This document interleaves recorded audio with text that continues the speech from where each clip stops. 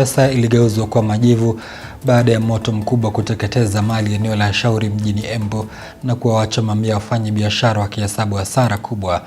Wafanyabiashara hao wanajihusisha na biashara ya mbao wametaka uchunguzi wa chanzo cha moto huo kufanywa na serikali ya kaunti ya Embu. Sebastian Maria anaarifu. Wafanyabiashara eneo la Shauri kaunti ya Embu wanakadiria hasara kubwa baada ya moto kuteketeza biashara zao. Moto huo ambao chanzo chake bado hakijabainika uliteketeza mali yenye thamani ya mamilioni za wafanyabiashara wanaojihusisha na uuzaji wa mbao na bila kusaza kitu. Masaa ya jioni kitu saa 2 hivi rafiki yangu akanipigia simu akaniambia Shauri kunachomeka. Sasa mimi kufika hapa nilipata kwangu kumechomeka, huku kwingine kumechomeka, hakuna kitu hata moja niliweza kusave. So ningeomba serikali at least watusaidie tuone vile tutaanzia tena.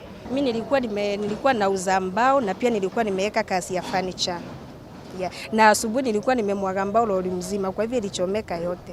Kulingana na ile kazi ambayo nilikuwa nimefanya hapa, kulingana na mashine ambazo nilikuwa nazo hapa, nimekuwa na hasara ya 2.6 kwa sababu nilikuwa na mashini hapa ya 1.2, nilikuwa na ingine ya 45,000, nilikuwa na ingine ya Bendiso ambaye nilikuwa ya 35,000, nilikuwa na furniture za customers za 55,000, nilikuwa na desk za shule za 300,000 na zote zimechomeka na hakuna kitu hata moja nimeweza kuokoa. So nimeenda hasara kubwa sana na sijui hata nitaambia customers ambao tulikuwa na wao. Na hii ni kitu si mara ya kwanza. Hii ni mara ya pili ama ni mara ya tatu kuchomekewa Shauri. Peter Mololo, mwenyekiti wa chama cha Shauri United, alisema takriban wafanyabiashara 300 wameathirika na moto huo, akibaini kuwa wengi wao walikuwa wanategemea biashara hiyo kama chanzo cha mapato.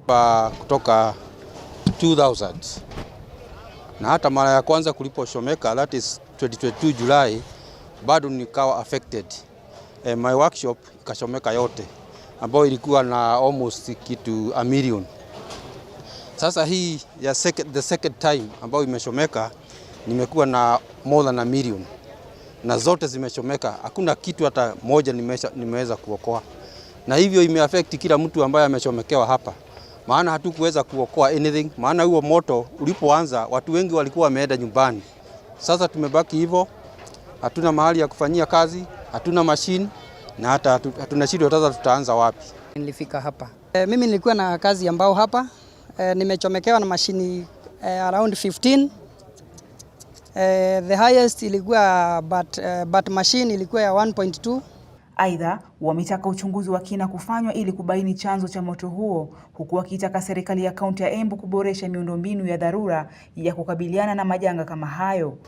Chanzo cha moto hakijajulikana bado. Tumelala hapa tukijaribu kuzima moto. Mimi sikupata zimamoto yoyote, lakini ripoti nilipata ni ya kwamba zimamoto ilikuja bila maji. Na pia gari za moto zilikuja na zikuwa na maji ambaye inaweza zima hii moto. So sijui ni nini inaendelea na siwezi sema ni nini na siwezi sema moto imetoka wapi kwa ajili hata sikupata mtu ambaye anaweza niambia kwenye moto imetoka. Sebastian Maria, Undugu TV.